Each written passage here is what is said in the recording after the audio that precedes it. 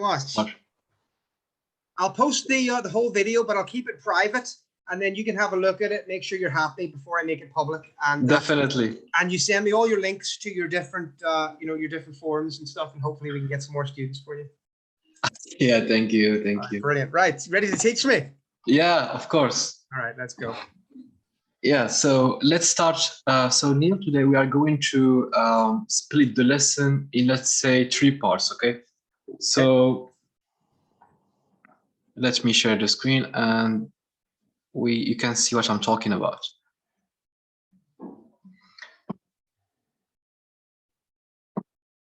So we are going to start, first of all, with the most important attacking principles, some middle game ideas that we can apply during the middle game. And also we are going to cover some end game techniques, okay? Let me open the studies and then we can start. So my screen is going to be shared right now. Perfect. So this is the first study, and it is a study about the most important attacking principles. And the first principle here says that we have to always create threats with our moves. Many players ignore the fact that it is very important to create threats with their moves. And when they create threats with their moves, the opponent is most likely to make mistakes because they will have to play defensively, especially if they create consecutive threats. So in this example, the queen will simply go to g3, attack this knight on g5, and at the same time, there is a threat, which is knight to h5, giving a check to the king and then capturing the queen. Basically, a discover attack on the queen. Yeah. Right. And I mean, here, the black pieces, if they are not really careful, and if they play something different beside moving the queen to e7 to defend this knight, they might either lose the knight or the queen. And of course, knight to e4 here is not the best defense that can be played in this position, simply because after knight to h5 check, the king has to move somewhere, and then we can simply capture the queen. You still win it.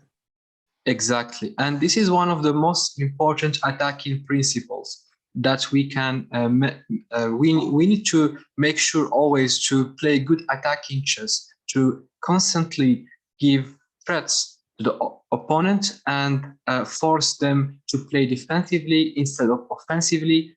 And eventually they are going to blunder. And there is a very famous saying of Kasparov. He said that creating 4 consecutive threats forces the opponent to blunder.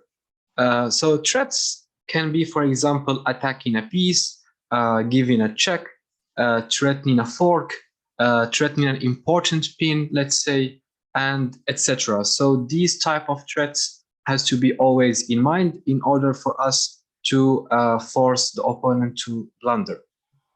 Exploit your opponent's weaknesses. So weaknesses can be in chess in many forms, either pawn structure weaknesses or squares weaknesses. So there are weak squares as well. As we know, weak squares are basically squares that are attacked more than defended, and pawn structure weaknesses are simply doubled pawns, isolated pawns, and backward pawns.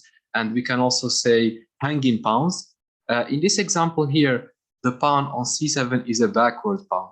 Yeah. So we have combined our forces in order to attack it, which has forced the opponent here to gather their pieces in order to defend.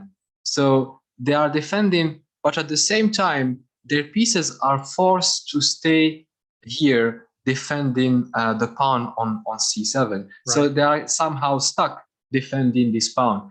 So attacking or exploiting the opponent's weaknesses not only give us more chance of winning that weakness, because the opponent at some point will lose defense to that weakness, but also it forces the opponent to keep their pieces defending that weakness, and which weakens the piece's mobility. For example, this rook is stuck defending the pawn on c7 and can't move anywhere else. If, let's say, it gets back to b8, we can then simply capture this pawn and win it. And if this pawn falls, the others also are going to fall at some point. Yeah. Concentrate your pieces before an attack. So in this example, we are going to bring the queen to h2 because we want to attack the pawn on h7, as you can see. And basically, before creating an attack, we many of the time need to concentrate our pieces so that we will have the sufficient material after we launch our attack. It's very important to make sure that we will have enough material after we create an attack. If, let's say, we create an attack and we end up having not enough material, then our attack is not going to be successful. This is where concentrating the pieces before the attack is important. We need to concentrate our pieces, put them on the same file or on the same diagonal, and then launch an attack. So here, queen to h2 attacks the pawn. We are basically attacking the pawn on h7. If they push the pawn to h5, we take en passant, exactly. And then if the bishop goes back to f8 at this point, we can simply play knight to g5 and then push the pawn to h7. Or what we can also play is h7 immediately. And after the king goes to g7, we can give a check with the bishop on h6 after we push the pawn on f5. So let's say we play pawn to f5 and then we give a check on h6. So this is, as we can see, it is very important to always make sure to concentrate the pieces before we launch an attack.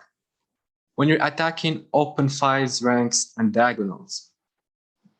Opening files, ranks, and diagonals is very, very important, because without doing this, our pieces can't access the king, right? So if we are attacking the king, definitely in this example, we need to open the e file. Otherwise, we won't attack the king. We won't be able to give a check to the king. This is why we pushed here the pawn to d3, right? So, and after we push the pawn, from d3 to d4, and they can't, of course, the black pieces can't really capture the pawn on d4. They are either forced to push the pawn forward to e4 or defend it. And once they do so, this is going to be easily winning for the white pieces. So what I want, what I am trying to explain from this chapter is that it's very important to open files, ranks, and diagonals in order to create successful attacks, because without doing so, we cannot give a check to the king, we cannot checkmate the king, we cannot attack the opponent's pieces. So it's very important. And so if we go back to this example here, and if I open the board editor, and if, let's say, it's the black pieces position. Now, if let's say they push the pawn to e4, and it's the black pieces' turn, so we are going to capture the pawn on e4, pawn takes on e4, knight takes on e4. If knight takes on e4, we simply can capture with the knight.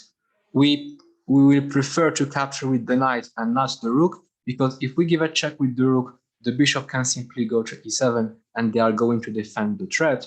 But it's better to capture with the knight so that later on we can give a check on d6. The bishop can't really capture, and then once the king moves, we will continue our attack. So we can see from this example that by opening the e file, we managed to start an attack on the black pieces. So it's very important to open files, ranks, and diagonals in order. Yeah, I was just going to say, if you go back to before bishop takes there, and the demonstration board. Of course, yes. Yeah, so if you just go, takes, Pawn Okay. takes, Knight takes, knight takes, knight takes. knight takes. So if you knight takes now, Knight, if you yeah. if you take the knight now and he doesn't develop the bishop, you've also set up for another discovered check. Exactly.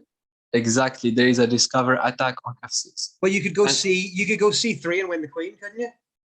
Yeah, there is also knight to c3 and we can win the queen. Well, That is correct. it'll be a rook swap because he'll bring the queen back to c6, but you'll still swap it rook for queen. Yeah, I mean it's going to be also winning. I mean, if we play knight to c3 at this point, and if they bring the queen back, of course it's their turn. So if let's say they ignore the threat and play something different like knight a6, we give a check by bringing the knight to c3. And if they bring the queen here, I mean we can simply capture the queen, and this is immediately winning for the white pieces. Right. So many of the times we need to open file ranks and diagonals. Because it's very important to open them in order to create attacks. Sometimes we might even sacrifice a piece in order to open a file so that we can start an attack. So this concept is actually very important, and it can be seen in many very common games or many top player games because they, first of all, it's very important to open file ranks and diagonals. We might see an example later on. Exchange of the key defender. So the key defender in this example is the bishop on g7. And exchanging it will make the task easy for us in order to create an attack on the opponent's king. Because right now, obviously, we can't deliver a check on h8 since the bishop is covering this square. We need to first of all bring the bishop to c3, and after bishop takes, pawn takes, then we can give a check on h8. And many of the times, the fianchetto bishop needs to be exchanged in order for us to create an attack on the opponent's king. So bishop to c3, bishop takes, pawn takes, and then we can give a check on h8 with the rook.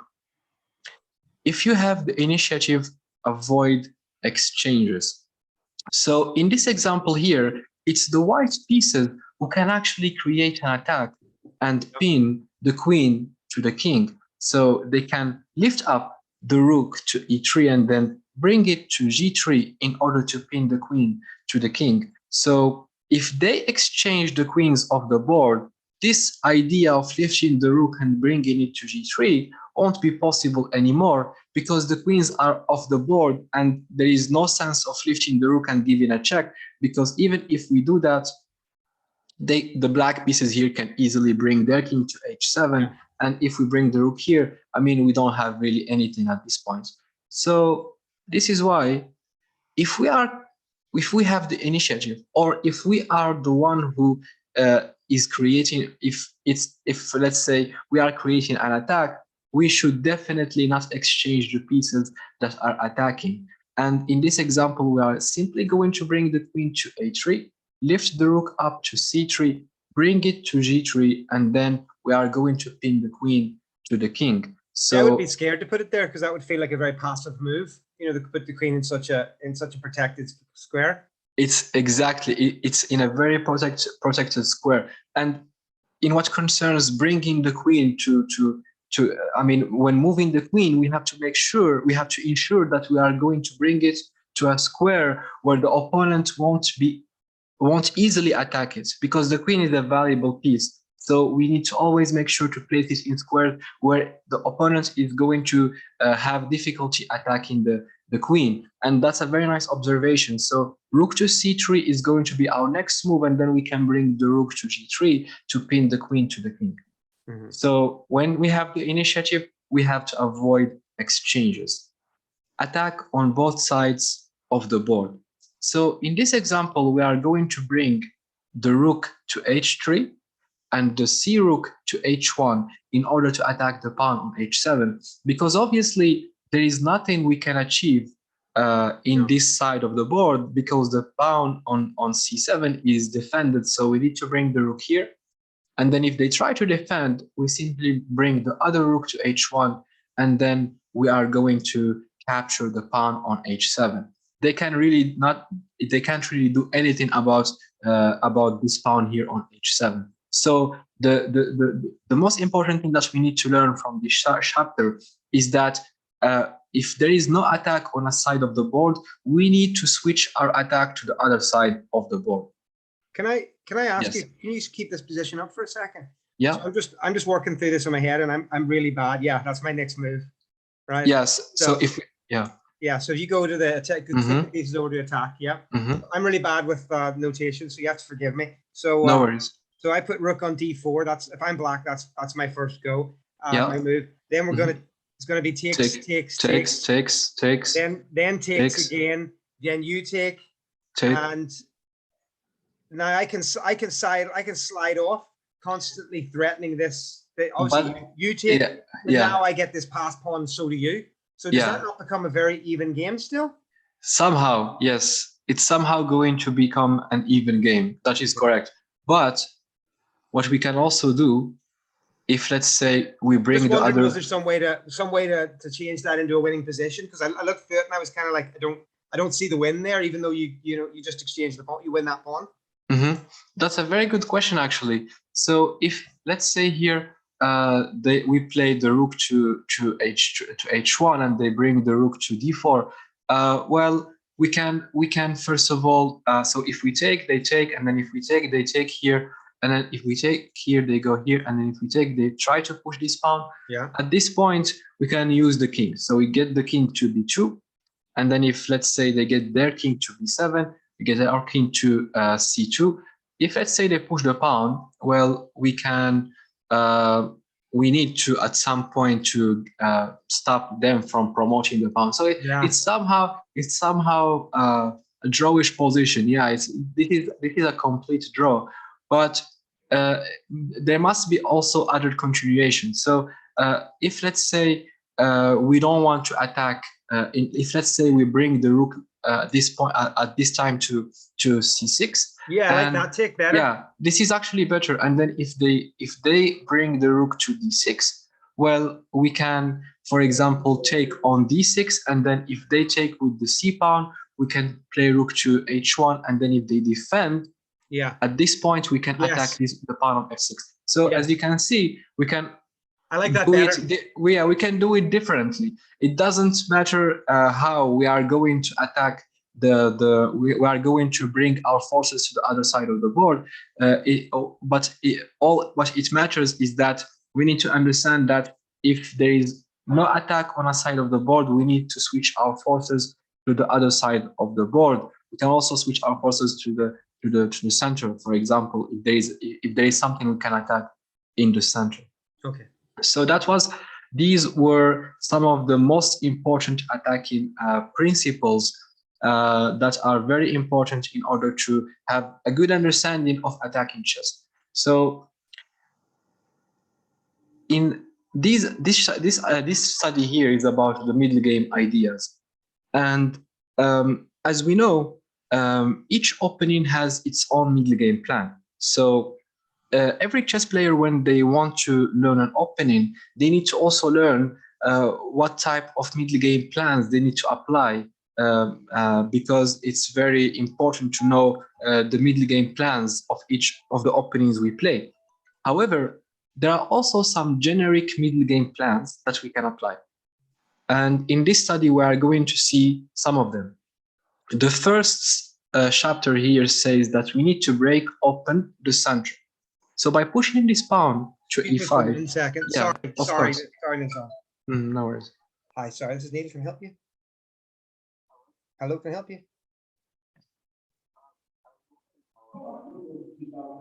Oh, the chess club. Sorry, this is a chap phone up about joining our chess club. Yes, sorry, I'm in the middle of a chess lesson at the moment, which I'm going to put on. It's no problem. I'm going to put it on the YouTube channel, so it's no problem. So yes, you can. You're very welcome to join us. Have you played before? Fantastic. So we meet tomorrow from 6:30 p.m. And that's our introduction to chess. We tend to teach all the kids that day, but there's loads of adults coming. There's all manner of ages and abilities. So you're very welcome to come from 6:30. We also have a Thursday night meeting and a Saturday morning. But just come along, throw a few pounds in the box to keep the lights on. Okay, what's your name, by the way? Jack. Look forward to seeing you soon. Okay. Take care. Bye. Sorry about that. No problem. Yes, so we say that we need to break open the center. So what does this mean? This move simply invites the opponent to capture this pawn. And once they do that, we then capture with the knight. And once we capture with the knight, we are going to centralize the knight. So we are going to improve the position of the knight.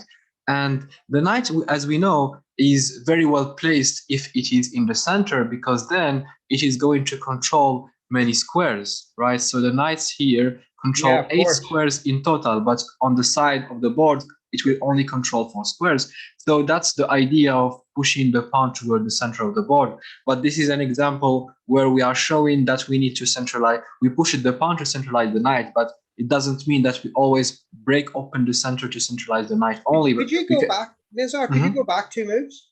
Yeah. I was thinking before you push the pawn, bishop takes knight, then bishop takes back, then push the pawn. Then if he takes, then you win a bishop. Yes. Yeah. But what if they don't take and bring the bishop back? I mean, we can always capture. Yes. Yeah, then you just get an awkward passer. Yeah. Yeah. I mean, that's fair. It's not that great. I mean, it's fine because they can always go back here. Oh, yeah, no, I don't like that so much. Yeah. Okay, sorry. Thank you. No, but your observation is actually that this continuation is somehow fine, but the best thing we can do here is to push the pawn. And once we push the pawn, what happens is that we invite them to capture. And once they capture, then we capture with the knight. Yeah. But the question is, what if they don't capture? What if they bring the knight to h5?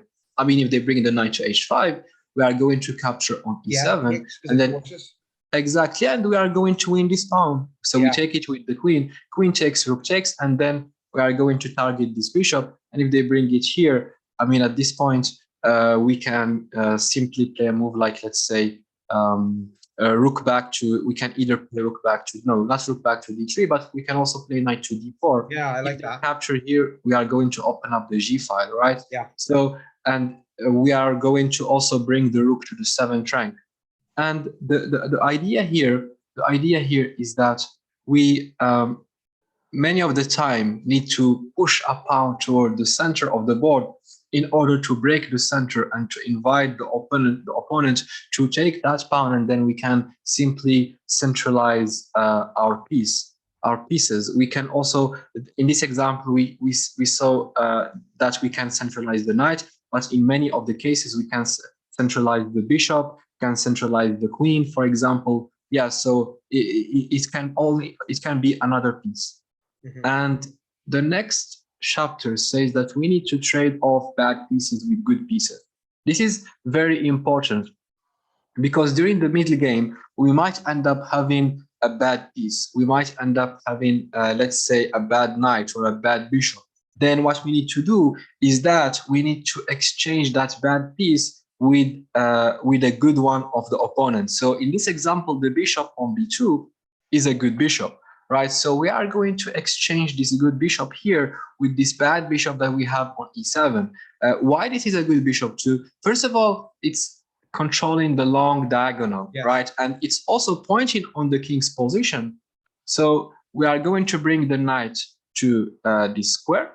And then whatever the opponent here is going to play, let's say they play h4 or a4, for example, we are going to bring the bishop to f6. And then if they take, we are going to capture with our queen or with the knight. Better to capture with the queen in this example so that we can connect the rooks. Capturing with the knight also seems like a very good move. And then later on, we can connect the rooks by playing queen to e7. So in this example, we exchanged a bad bishop with a good bishop. So many of the times we can also exchange a bad knight with a good bishop or a bad bishop with a good knight. The most important thing to exchange a bad piece with a good piece. Attack with the pawn storms. So when we castle in different sides of the board, we can attack with the pawn storms. And in this example here, we are going to push the pawn to g4. And then if, let's say, the opponent here plays b6, we are going to push the pawn to h4.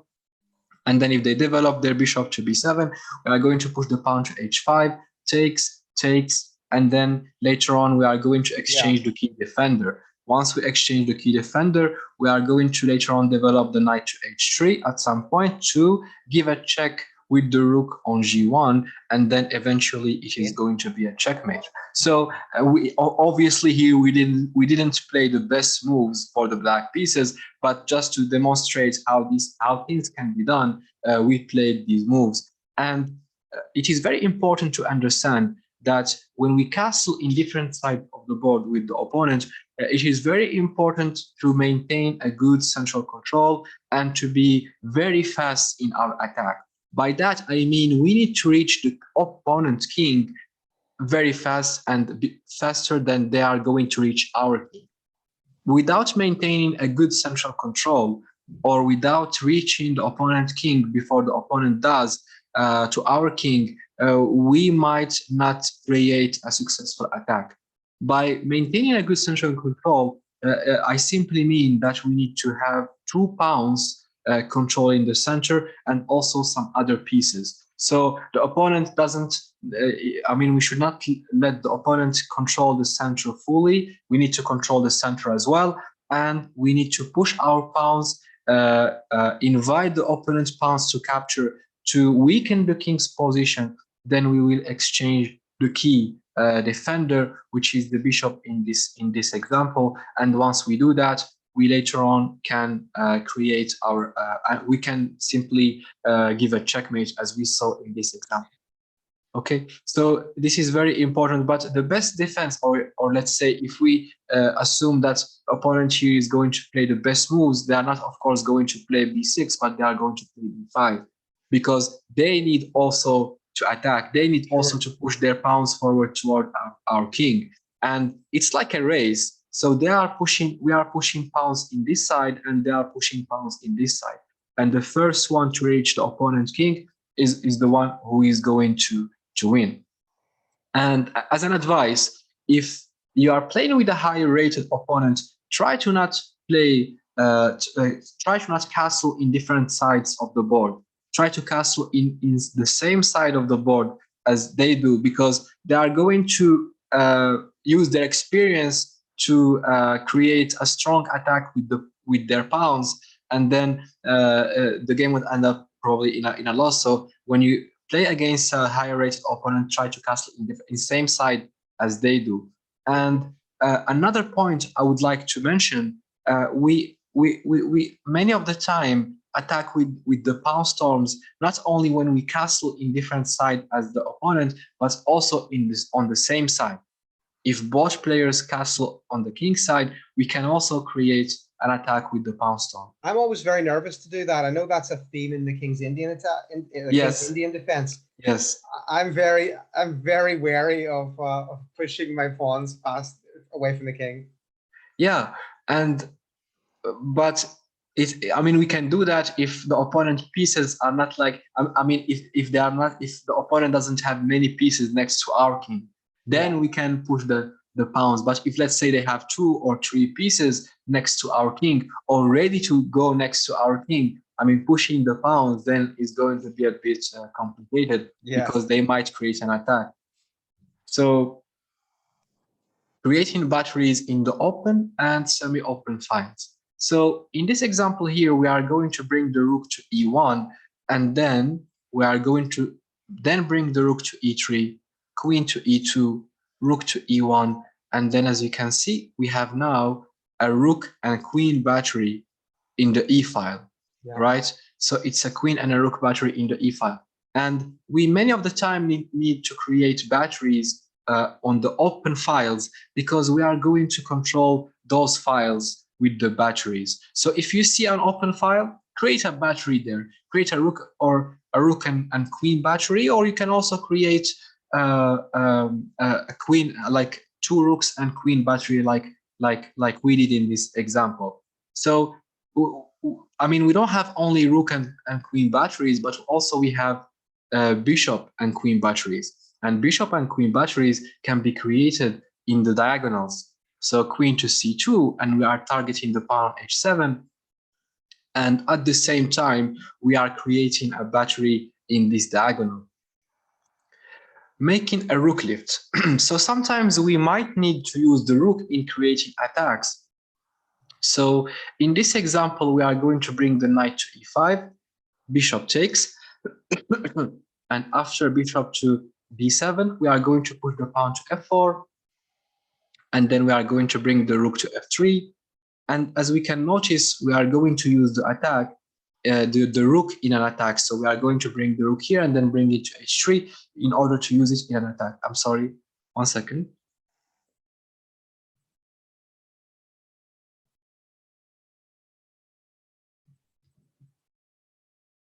What's to learn?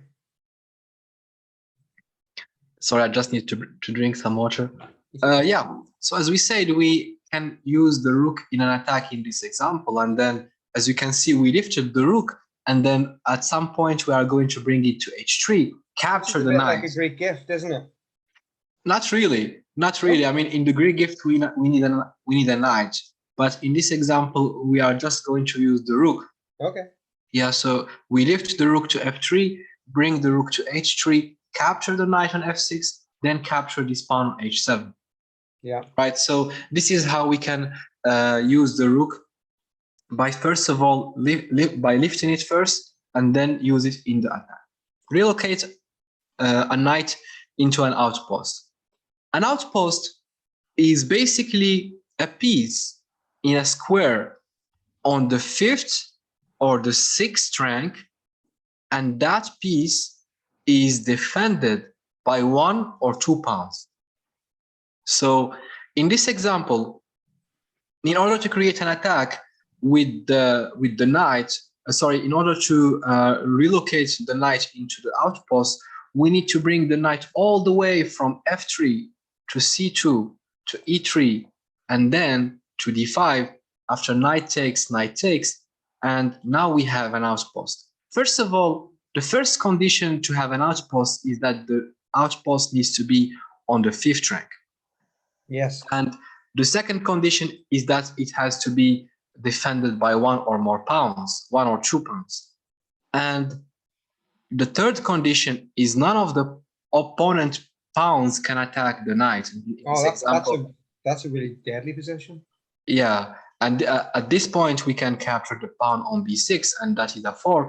We can bring the bishop to f6. Yeah, that's what I thought. I saw that. Yeah, bishop to f6 is a strong move here, and knight is going to be knight check, and then it's going to be a I would have done that differently, because I wouldn't have done it right. I would have taken the bishop. I would have had bishop takes knight first before trying to put my my knights into that position, so that the knight could swap it off. But that's better. That works more. Yeah, that is actually better. But once we have the knight in this type of squares, I mean, that's it. The importance of having outposts is that we are limiting the opponent pieces. I mean, the queen can't go, let's say, to c7, and can't go even to e6, because that is going to be a check and a fork, right? So it's very important to create outposts if we can, and the best outposts we can have are, of course, the knights. The bishops can also be outposts, but the best outposts to create are the knights, knight outposts. Locate your opponent's weaknesses and try to attack them. So in this example, the weaknesses are going to be the double pawns on the b file, a backward pawn on the e file, and there is also doubled isolated pawns on the h file, right? So we are going to locate these weaknesses, so we know that they are here, and then we are going to bring our forces, our pieces, to attack these weaknesses. How can we do that? First, knight to b5. That's a very good square for the knight, and then no opponent pawn can attack. So that that's by itself can be considered as an outpost. And then queen to f4 check, and then another check with the knight. So knight to b5. If, let's say, they play something like h6, check. That's a check. King goes to a8, another check. If they go here, back to b8, we take with a check. Yeah. King goes here, and we capture the rook. And as you can see, this is how we can basically start an attack we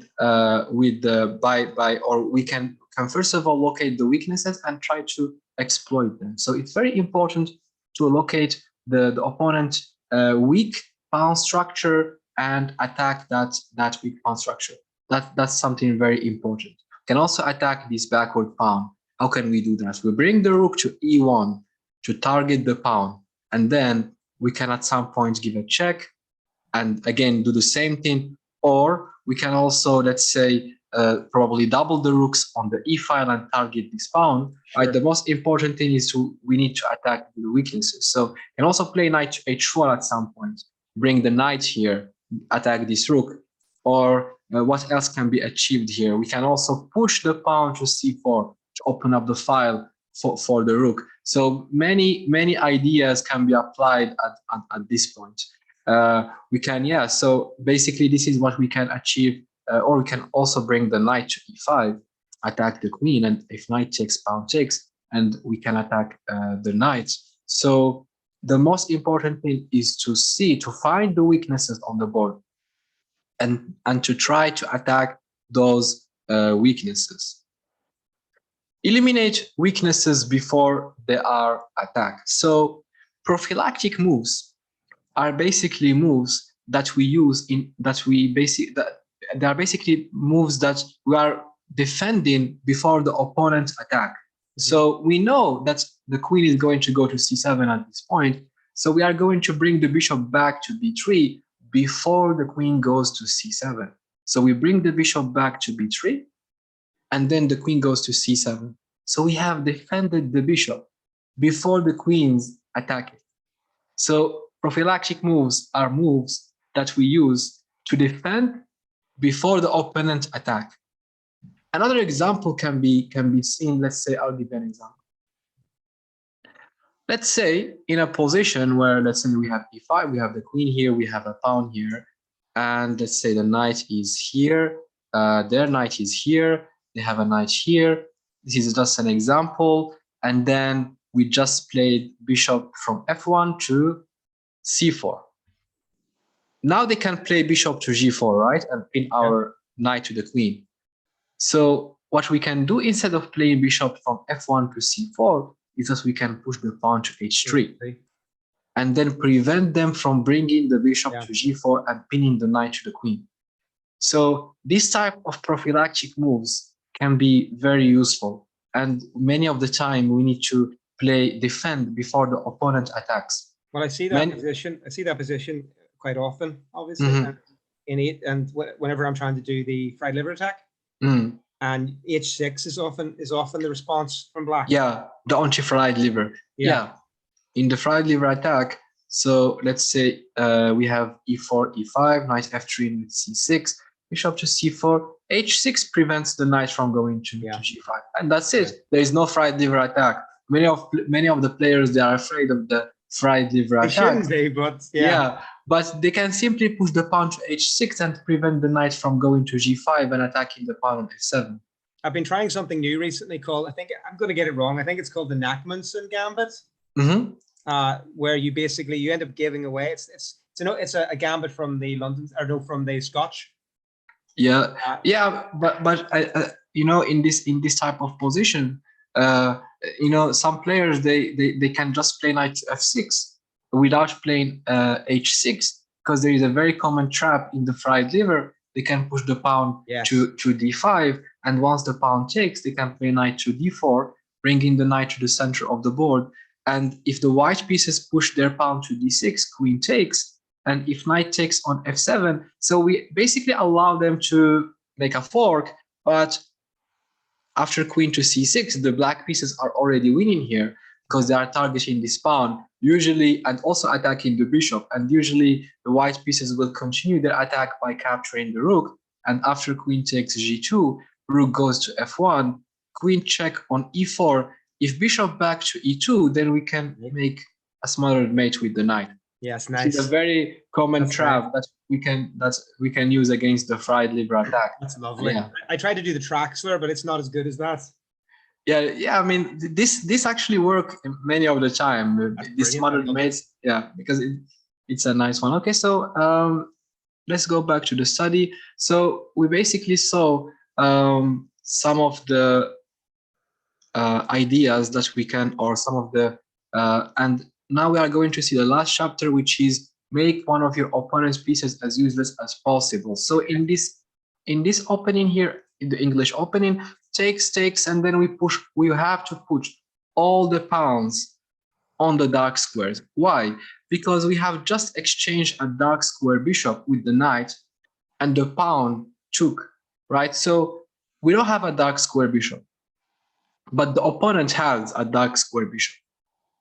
So placing all our pawns on the dark squares will limit the mobility of the dark square bishop of the opponent.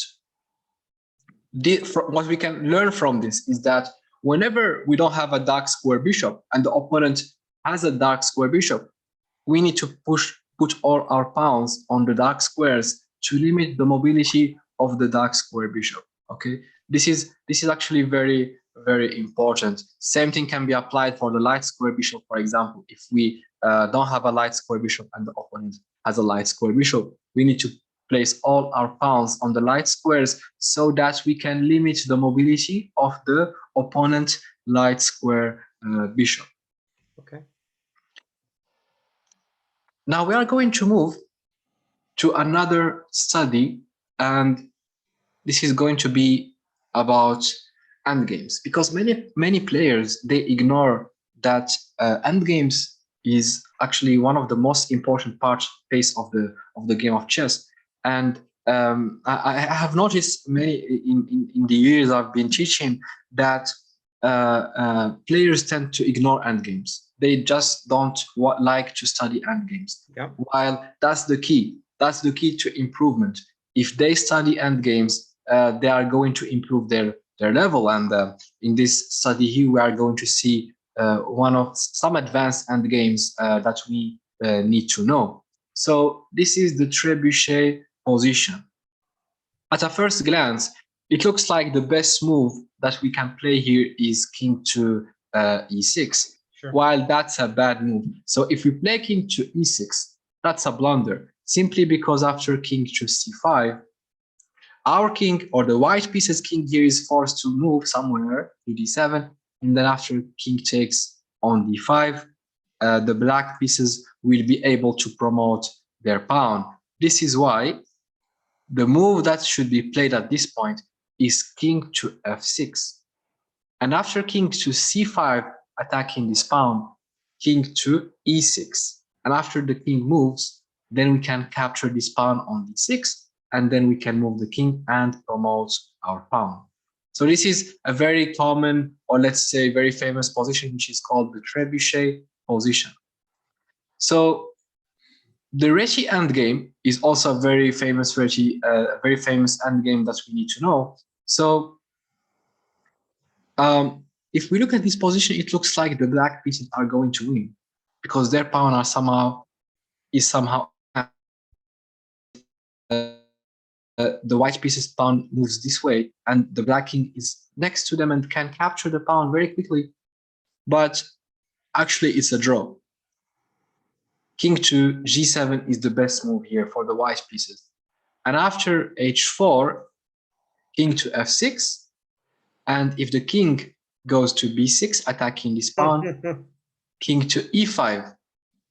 And now, if this king captures, king to f4, and the king is inside the square, which means that the king can capture the pawn on h4, right? So this is the Reti position, and as you can see, we can simply capture this pawn. Now let's see another example. Let's say after king to g7, and they played h5, king to f6. They didn't play king to b6, but they played pawn to h3. Well, if they play this, now we are going to play king to e6. And if they keep pushing the pawn, we push the pawn to c7. And if they promote, we also promote. But if they bring the king to b7 to stop our pawn from promoting, we have king to d7. And if they promote to a queen, we then promote with a check. So they have to move the king, and this is going to end up in a draw. Okay, so again, it is going to be a draw.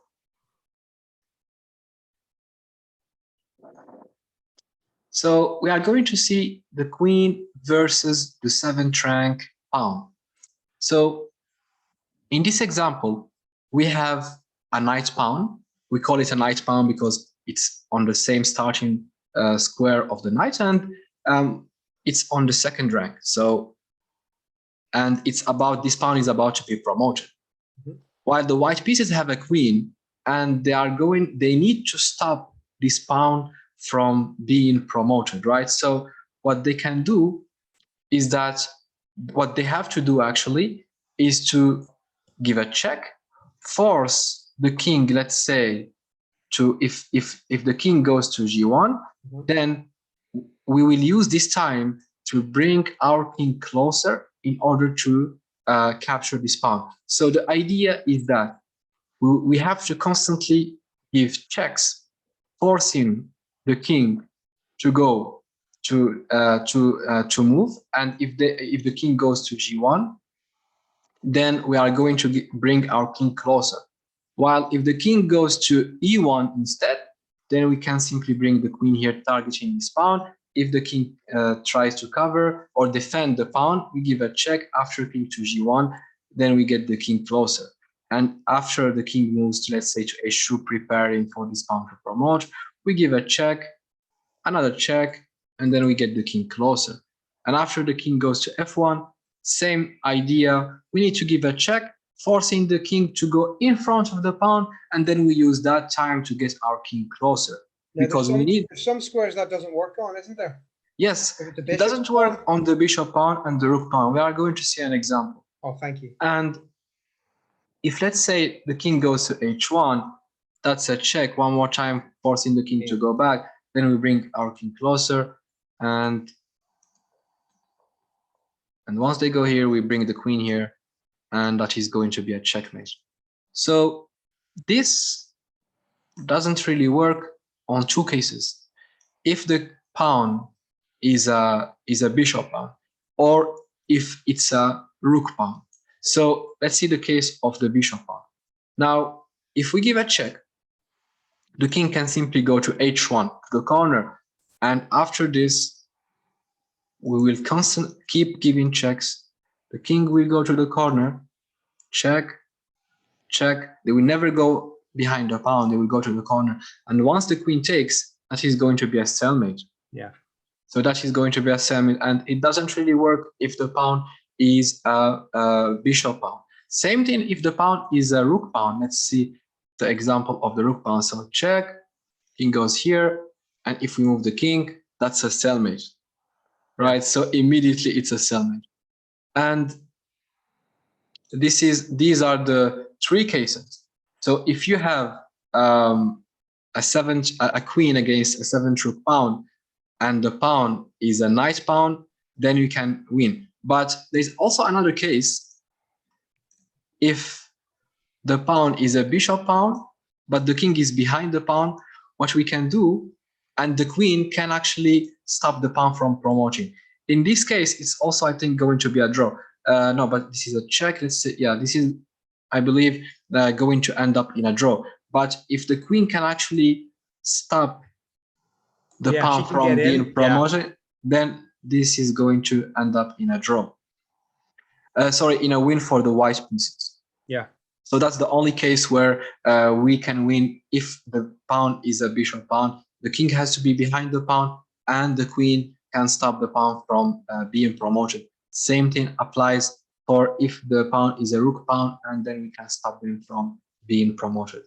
Right. It's actually very handy to know these things because definitely. I played a game recently in a little tournament, and my opponent we had both had one rook each, and he had a pawn on the 7th rank, and I had 2 pawns on the 6th rank. And I realized that I remember that rule that if you have 2 pawns joined on the 6th rank, a rook can't stop them.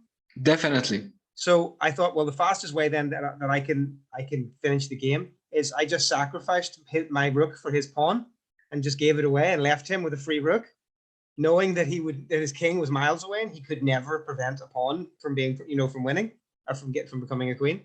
And that was enough to win the game. But Yeah. if someone hadn't have told me that, I would have struggled. Yeah, knowing these techniques are actually very important. Many players think that they will never reach this position in their game, but I personally had this position many times, and knowing the technique can actually help you win. I spent ages learning the Lucina position, and now that I know it, sort of, it happens all the time. Yeah. Once you know it, it happens all the time. That is correct. Yeah. And even the idea of building a bridge and protecting a passed pawn with another piece, it features in other parts of the game. Yeah, definitely. So just the idea that you can say, oh, hang on, I can protect a pawn by just putting something in front of it. Never even occurred to me before. That is true. All right. So yeah, would that be okay? Yes. Neil? Yeah. That's great. Is that us finished? Yeah. Super. Thank you very much. That's brilliant. Thank you. You're welcome. No, that's great. Right. Oh, sorry. Did you? Okay. Yeah. That's brilliant. We'll stop recording now. Yeah, you can. Yes. And thank you very much.